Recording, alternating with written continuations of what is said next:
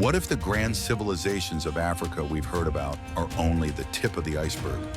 Imagine if, hidden beneath the sands of time, there exists an even older city, one that thrived in the heart of the desert, a place where survival was as elusive as rain. Today we're diving into the story of Dia, pronounced Jah by the locals, a lost city of West Africa. Dia is a place that tells a story of resilience, innovation, and forgotten greatness, a chapter of history that deserves its spotlight. A big shout out to our viewer at Mernancy1114 for suggesting this exploration. As we journey back into time, don't forget to hit that like button, subscribe, and let us know in the comments if you'd heard of Dia before. Are you ready to uncover these hidden gems of African history? Let's dive in. Dia, not a name that instantly rings bells like Timbuktu or Cairo, yet this ancient city stands as a testament to Africa's ingenuity, resilience, and spirit. Long before Timbuktu became the intellectual heart of Africa, Dia was already flourishing, a center of trade, culture, and prosperity. Here's a staggering fact. Dia is estimated to have housed between 30,000 to 100,000 people. Just imagine a thriving city in the middle of a desert, populated long before medieval Europe even began to build cities of comparable size. Dia was located on the western edge of the inland delta floodplain, nourished by the Diaka, a distributary of the mighty Niger River. Its roots trace back to around 900 BC, reaching its peak around 600 BC. According to local oral traditions, immigrants from Dia went on to establish Djenné, another iconic ancient city in the Niger Basin. So, we're not just looking at a single city, we're witnessing the birth of a lineage of civilization, a legacy carried forward by African hands. But why is Dia's name missing from our history books? Why don't we celebrate it alongside other great ancient cities? Could it be that we've overlooked one of West Africa's greatest urban achievements, hiding it in plain sight? As the Akan people wisely say, a stranger does not know where the river is shallow. Today we're doing more than skimming the surface. We're diving into the depths of Dia's history, unearthing the legacy it left behind for us to rediscover. Survival in the desert is no small feat, but how did Dia, located in the Sahara with limited natural resources, not only survive but thrive? The answer lies in its people. The residents of Dia didn't merely endure the desert. They transformed it into an oasis of opportunity.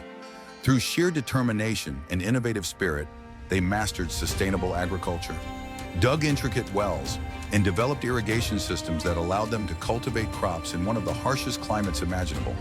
They turned scarcity into abundance, turning Dia into a symbol of African resilience. The Yoruba people say, a river does not flow backward. Dia's growth was a forward-moving force, bringing life, trade, and wealth to West Africa. Its people created a city that embraced growth, a city that welcomed the world. Imagine this, traders arriving from far-off lands, their camels laden with gold, salt, spices from the north, and rare metals from sub-Saharan Africa. Dia was a melting pot, a place where goods, ideas, and cultures intersected, creating a vibrant and prosperous society unlike any other. It was a bustling city with diverse influences, and through this exchange, Dia shaped the course of African history. But Dia wasn't just a collection of huts or tents in the sand. Archaeological findings reveal that Dia was a carefully planned city, with streets and neighborhoods, bustling markets, protective walls, a layout that rivaled cities in Europe and Asia during the same period. Can you picture it? A sprawling urban settlement rising from the sands, built with purpose and vision. Dia was more than a city.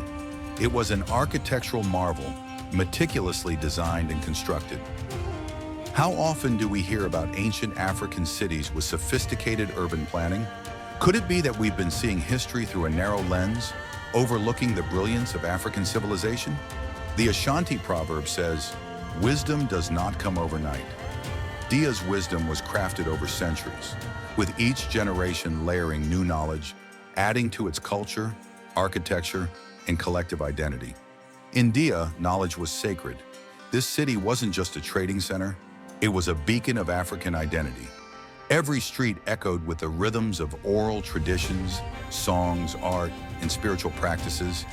giving Dia a life and vibrancy that went beyond the material. And when it came to spirituality, Dia's people held beliefs deeply rooted in the land and the spirit of their ancestors, creating a spiritual tapestry unique to their heritage. Imagine strolling through Dia's streets, hearing the ancient songs of its people, feeling the pulse of a culture unbroken by foreign influence. Dia was alive with culture, wisdom, and pride, a place that celebrated African identity in every sense. The Igbo people say, "Until the lion tells its story, the hunter will always be the hero." For too long, Dia's story has been silent, untold. It's time we allow the lion to speak, letting Dia's narrative find its place in history. Dia wasn't just a place where people lived, it was a place where they thrived, where they honored their heritage, passed down knowledge, and kept their culture alive. This city wasn't merely a stop on trade routes, it was a hub of African identity, a place of belonging, wisdom, and resilience. But like many great cities, Dia's time eventually came to an end. Environmental changes altered the course of the Niger River, shifting the trade routes that once brought wealth to Dia. Without a stable water source, Dia's agricultural base crumbled, and with it, the lifeblood of the city began to fade. How many other ancient African cities might have met similar fates, lost to time, taking their stories with them as they vanished into history? What secrets did they leave behind, locked away under layers of earth? Imagine if Dia had survived. Could it have been another Timbuktu, another Alexandria of the desert? What kind of knowledge, art, and history might we have preserved for future generations? Dia may have faded, but its legacy endures. Its story is a reminder of Africa's boundless potential, its wisdom, and its achievements, long before outside forces altered the continent's path. From the bustling marketplaces of Bamako to the vibrant festivals across Mali, Dia's spirit lives on. The descendants of Dia's people carry forward their ancestors' traditions, resilience, and pride.